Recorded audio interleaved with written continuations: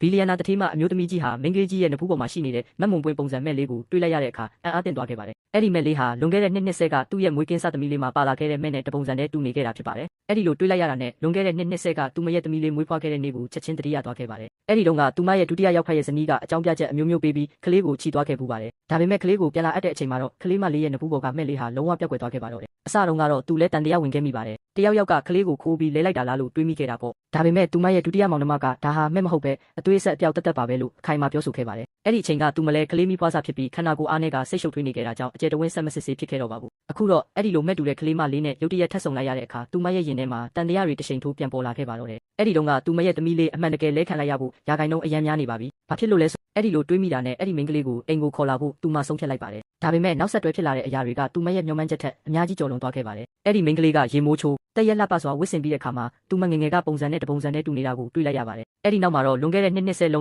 ံးသူမမွေးမြူပြိုးထောင်လာခဲ့တဲ့သမီးကိုပြန်ကြည့်လိုက်တဲ့အခါမှာတော့အဲ့ဒီကောင်မလေးဟာသူမရဲ့ဒုတိယမောင်နှမနဲ့ပို့ပြီးတူလာတာကိုသတိထားမိလိုက်ပါတယ်။ချက်ချင်းပဲအဲ့ဒီမိန်းကလေးရဲ့စပင်တပင်ကိုနှုတ်ယူလိုက်ပြီးလက်စစ်ဆေးမှုဖခင်မိခင်တော်ဆက်မှုစစ်ဆေးမှုတစ်ခုကိုအမြန်ဆုံးလှုပ်ဆောင်ပေးဖို့အိမ်တော်ထိန်ကိုအမိန့်ပေးလိုက်ပါတယ်။ရလက်ကိုတော့အတူအယောင်သမီးဖြစ်သူရဲ့မင်္ဂလာပွဲမစခင်မှာမဖြစ်မနေရရှိရမှာဖြစ်ပါတယ်။အဲ့ဒီနောက်မှာတော့မိန်းကလေးကိုမင်္ဂလာပွဲစီခေါ်သွားခဲ့ပါတယ်။စစ်ဆေးချက်ရလက်တွေမထွက်လာသေးခင်မှာတော့မင်္ဂလာပွဲကိုတိုက်ရိုက်ဖျက်ဆီးပစ်ဖို့အကြောင်းပြချက်မရှိသေးပါဘူး။ဒါပေမဲ့အတူအယောင်သမီးဖြစ်သူကသူမရဲ့ဒုတိယမောင်နှမကိုပင်မစားပွဲမှာလာထိုင်ဖို့ဖိတ်ခေါ်လိုက်မယ်လို့သူမလုံးဝမထင်ထားခဲ့ပါဘူး။အဲ့ဒီသမီးတူကမာနကြီးကြီးနဲ့ဒီနေ့ကသူ့ရဲ့မင်္ဂလာပွဲဖြစ်ကြောင်းပင်မစားပွဲမှာဘသူ့ကိုထိုင်ခိုင်းခြင်းလဲဆိုတာကိုသူတို့သဘောပဲဖြစ်ကြောင်းကြေညာခဲ့ပါတယ်။သူမကိုလည်းလှည့်ပြီးလှောင်ပြောင်ခဲ့ပါသေးတယ်။တထောင်းစားတွေကိုကူညီရတာအရန်ကြိုက်တယ်ဆိုရင်တထောင်းစားတွေနဲ့အတူသွားထိုင်တင်တယ်လို့ဆိုပါတယ်။ဒုတိယမောင်နှမကလည်းတနာစရာကောင်းဟန်ဆောင်ပြီးနားလည်ပေးဖို့ဒီနေ့ကသူ့သမီးရဲ့အထူးခြားဆုံးမင်္ဂလာရက်ဖြစ်ကြောင်းဒါပဲဖြစ်ဖြစ်ထိုင်ကုန်တစ်ခုလည်းမဟုတ်လားလို့ဝင်ပြောခဲ့ပါတယ်။သူမသားထိုင်ခြင်းနဲ့ဆိုရင်သူ့နေရာကိုလက်လွတ်ပေးမှာပါလို့ပြောခဲ့ပါတယ်။ဒါပေမဲ့ရုတ်တရက်ဆိုသလိုပဲအတူအယောင်သမီးဖြစ်သူကဒေါသတကြီးဖြစ်လာပြီးသူ့အမေသားကုမ္ပဏီရှယ်ယာတွေကိုသူ့ကိုမပေးဘူးဆိုရင်ဒီနေရာမှာလာထိုင်ဖို့မစင်စားနဲ့တော့လို့ကြေညာခဲ့ပါတော့တယ်။အဲ့ဒီစကားတွေထွက်လာတာနဲ့တပြိုင်နက်ဧည့်သည်တွေလည်းတိုးနဲ့ဝိုင်းပြောကြပါတော့တယ်။အပြင်ပန်းမှာနူးညံ့သိမ်မွေ့ပြီး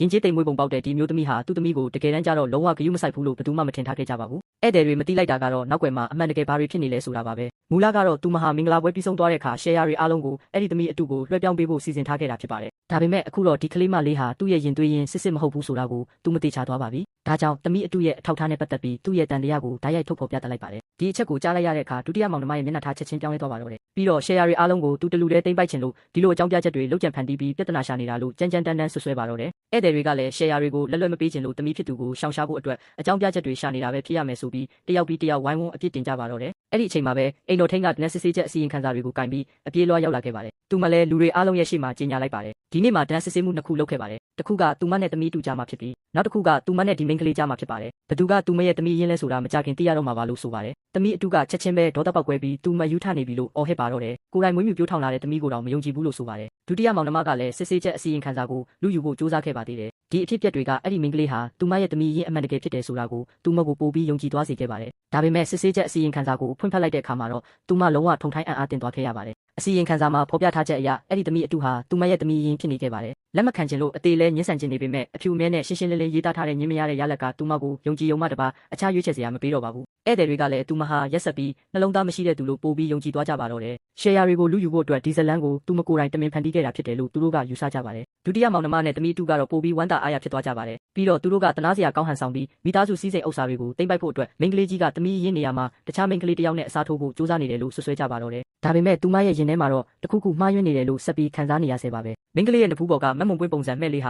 ာလွန်ခဲ့တဲ့နှစ်ဆက်ကမဲ့နဲ့ပုံစံနေရာအယောင်အဆင်းအတိအကျတူညီနေတာလေ။ဒီကဘာပေါ်မှာဒီလောက်တောင်တိုက်ဆိုင်မှုမျိုးဘယ်လိုလုပ်ရှိနိုင်မှာလဲ။ဒါကြောင့်အိမ်တော်ထိန်ကိုချက်ချင်းပဲပြန်မေးခဲ့ပါတယ်။အစီရင်ခံစာကိုဘယ်သူမှလက်နဲ့ထိတိုင်ခဲ့တာမျိုးရှိသေးလားလို့မေးမြန်းခဲ့ပါတယ်။အိမ်တော်ထိန်ကလည်းစစ်ဆေးဖို့ပို့တာကနေအစီရင်ခံစာလက်ခံရရှိတဲ့အထိလုပ်ငန်းစဉ်တစ်ခုလုံးကိုသူကိုယ်တိုင်တာဝန်ယူလုပ်ဆောင်ခဲ့တာဖြစ်ပြီးအဲ့ဒီအချိန်တွင်ဘယ်သူမှတယောက်တည်းတွေ့ဆုံခဲ့တာမရှိဘူးလို့ယုံကြည်ချက်ရှိနဲ့ပြန်ပြောခဲ့ပါတယ်။သူမလည်းအိမ်တော်ထိန်ရဲ့လူနေမှုအကျင့်စာရိတ္တကိုယုံကြည်ပေမဲ့တခုခုတော့တန်တရားဖြစ်เสียရှိနေသေးတယ်လို့ခံစားနေရဆဲပါပဲ။အဲ့ဒီမိန်းကလေးရဲ့အမှန်တကယ်ဖြစ်တည်မှုကိုအဆုံးစွန်ထိဖော်ထုတ်ဖို့အတွက်မြို့လေခေါင်ကဇင်ခံပီလာတစ်လုံးကိုသမီးတူကိုပေးဖို့ကန့်လန့်လိုက်ပါတယ်။အခြေအနေကတော့သမီးတူကအဲ့ဒီမိန်းကလေးကိုအိမ်မှာအိမ်ဖော်တယောက်အနေနဲ့ခေါ်လာဖို့သဘောတူရမယ်ဆိုတဲ့အချက်ပါပဲ။သမီးတူကလုံးဝမလုပ်ချင်ပေမဲ့ဗီလာကိုလိုချင်တာကြောင့်သဘောတူလိုက်ရပါတယ်။အဲ့ဒီနောက်မှာတော့သူမဟာသူမရဲ့ယောက်ျားနဲ့ဒုတိယမောင်နှမတို့ကိုခေါ်ပြီးပြားရည်ဆန်းခီးအဖြစ်နိုင်ငံရခြားကိုထွက်သွားခဲ့ပါတယ်။ဒါဟာသူမလိုချင်နေတဲ့အခြေအနေတိကျပါပဲ။စစ်ဆေးချက်ရလက်တွေရဲ့နောက်ွယ်ကအမှန်တရားကိုဖော်ထုတ်ဖို့အတွက်အကောင်းဆုံးအခွင့်အရေးကိုသူမရရှိသွားခဲ့ပါပြီ။အဲ့ဒီမိန်းကလေးအိမ်ကိုပြောင်းလာပြီးကတည်းကသူမရဲ့နေ့စဉ်လိုအပ်ချက်တွေကိုဂရုစိုက်ပေးဖို့နီလန်းပေါင်းစုံနဲ့သူမစူးစမ်းခဲ့ပါတယ်။အဲ့ဒီလိုလုပ်လေအဲ့ဒီမိန်းကလေးဟာသူမရဲ့သမီးရင်းအမှန်တကယ်ဖြစ်တယ်ဆိုတာကိုသူမပို့ပြီးတေချာလာလေပါပဲ။မကြခင်မှာပဲသမီးအတူနိုင်ငံရခြားကနေပြန်လာခဲ့ပါတယ်။ ပြန်ရောက်လာပြီးတာနဲ့အဲ့ဒီမိန်းကလေးကိုအခက်တွေ့စေမဲ့အကြောင်းပြချက်တွေကိုအမြဲတမ်းရှာပြီးဒုက္ခပေးပါတော့တယ်။သူမကလည်းကာကွယ်ပေးဖို့အကြိမ်နှဲငယ်ဝင်ပြောခဲ့ပူပါတယ်။ဒါပေမဲ့သမီးတူကသူမကိုချက်ချင်းပဲအော်ငေါက်ခဲ့ပြီးကို့အမေရင်းကိုလေးစားမှုဆိုတာလုံးဝမပြခဲ့ပါဘူး။တရက်မှာသူမအိတ်ခမ်းထဲကိုပြန်ရောက်လာတဲ့အခါမှာတော့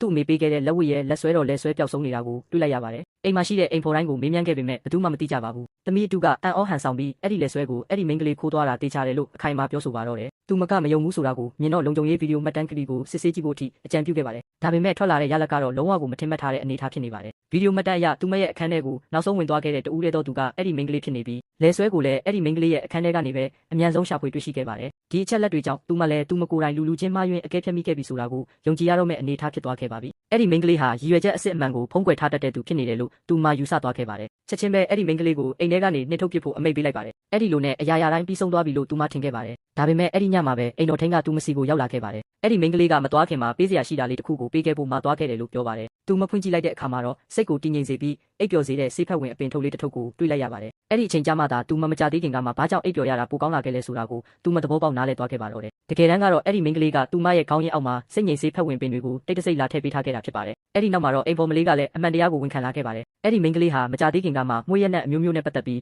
တယောက်တည်းလေးလာနေခဲ့တာဖြစ်ပါတယ်။သူမအခန်းထဲကိုမကြာခဏဝင်သွားခဲ့ရတဲ့အကြောင်းရင်းကလည်းခေါင်းရင်းအောက်မှာဆေးဖက်ဝင်ပင်တွေကိုတိတ်တဆိတ်သွားထားပေးခြင်းလိုပါပဲ။အဲ့ဒီမိန်းကလေးကအိမ်ပေါ်ကိုအရင်ကမေးပူပါတယ်။သူမမှာရေရှည်အိမ်မူမမှန်တဲ့ယောဂရှိနေလားဆိုတာကိုမေးခဲ့ပူပါတယ်။သူမကိုကူညီခြင်းပေမဲ့အမေဖြစ်သူစိတ်ဆိုးမှကိုစိုးရိမ်တာကြောင့်မသိအောင်ခိုးပြီးလာထည့်ပေးခဲ့ရတာဖြစ်ပါတယ်။ဒီအကြောင်းတွေကိုကြားလိုက်ရတဲ့အခါမှာတော့သူမရဲ့ရင်ထဲမှာနောင်တတွေနဲ့ပြည့်နှက်သွားခဲ့ရပါတယ်။လုံခြုံရေးဗီဒီယိုမှတ်တမ်းအပြည့်စုံမဟုတ်တာကြောင့်သူမကိုအဆအရာရာဂရုစိုက်ပေးနေတဲ့တူဦးလဲသောသူကိုလက်လွတ်ဆုံးရှုံးလိုက်မိပါပြီ။ချက်ချင်းပဲအိမ်တော်ထင်းကိုအကောင်းဆုံးနည်းပညာရှင်တွေကိုရှာခိုင်းပြီးဖျက်ဆီးခံထားရတဲ့လုံခြုံရေးဗီဒီယိုမှတ်တမ်းတွေကိုပြန်လည်ဖော်ထုတ်ပေးဖို့အမိန့်ပေးလိုက်ပါတယ်။အမှန်တရားကတော့သူမတန်တရားဝင်ထားတဲ့အတိုင်းပါပဲ။အရာရာတိုင်းဟာသမီးတူရဲ့တမင်ဖန်တီးထားတဲ့စီစဉ်မှုတက်တက်ဖြစ်နေခဲ့တာပါ။သူမလည်းကားတစ်စီးကိုအမြန်ဆုံးပြင်ဆင်ခိုင်းပြီးအဲ့ဒီမိန်းကလေးရဲ့ငွေရက်မြေစီကိုဥတီထွက်ခွာသွားခဲ့ပါတယ်။ဘာပဲဖြစ်ဖြစ်ဒီမိန်းကလေးကိုအိမ်ကိုပြန်ခေါ်လာရမယ်လို့သူမဆုံးဖြတ်ထားခဲ့ပါတယ်။ဒါပေမဲ့ရောက်သွားတဲ့အချိန်မှာတော့အချိန်နှောင်းသွားခဲ့ပါပြီ။မိန်းကလေးရဲ့မွေးစားမိခင်နဲ့မောင်ဖြစ်သူတို့ကဒေါ်2000ယူပြီးရွာထိပ်ကယူကြောင်ကြောင်နဲ့လူငယ်လေးနဲ့အတင်းအဓမ္မလက်ထပ်ခိုင်းလိုက်ပါပြီ။တိုက်ဆိုင်စွာနဲ့ဒီနေ့ကလည်းသူတို့ရဲ့မင်္ဂလာရက်ဖြစ်နေခဲ့ပါတယ်။အဲ့ဒီမိန်းကလေးလုံးဝအမှုပူပန်ဆင်းရဲပြီးမျောလင်းချက်ကင်းမဲ့နေတဲ့အချိန်မှာပဲတထေးမျိုးသမီးကြီးဟာအချိန်မီရောက်ရှိလာခဲ့ပါတော့တယ်